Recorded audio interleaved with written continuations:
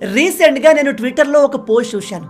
అందులో చాలామంది పవర్లో ఉన్న గవర్నమెంట్ని అంటే బీజేపీని క్వశ్చన్ చేస్తున్నారు. అది చాలా మంచి విషయం. పవర్లో ఉన్న ఏ గవర్నమెంట్ అయినా సరిగా పనిచేయకపోతే నిలదీయాలి. కానీ అప్పుడే ఒక వ్యక్తి నరేంద్ర మోడీ ఎలక్షన్లో గెలిస్తే ప్రతి ఒక్కరి అకౌంట్లోకి 15 లక్షలు వేస్తా అన్నాడు. నా 15 లక్షలు ఏవి అని అడిగాడు. అతని మాటలు విని నేను ఆశ్చర్యపోయాను. ఎందుకంటే బుద్ధున్న ఏ వ్యక్తి కూడా, ఏ పొలిటీషియన్ కూడా 15 లక్షలు మీ అకౌంట్లో వేస్తాను అని చెప్పడు. అది పాసిబుల్ కూడా కాదు.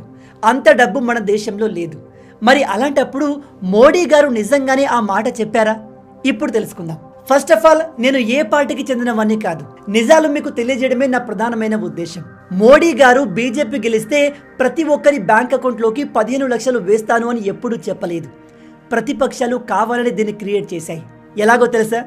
2013 నవంబర్ 7వ తేదీన మోడీ గారు ఛత్తీస్గఢ్లో ఒక స్పీచ్ని ఇచ్చారు.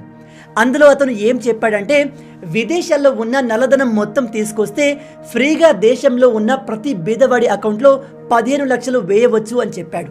అంటే బయట అంత బ్లాక్ మనీ ఉంది అని చెప్పాడు. ఒకసారి ఆ క్లిప్ ని మీరే చూడండి. ये जो चोर लुटेरों के पैसे विदेशी बैंकों में जमा है ना, उतने भी हम रुपये ले आए ना, तो भी हिंदुस्तान के एक गरीब आदमी को मुफ्त में 15-20 लाख रुपए यूं ही मिल जाएगा.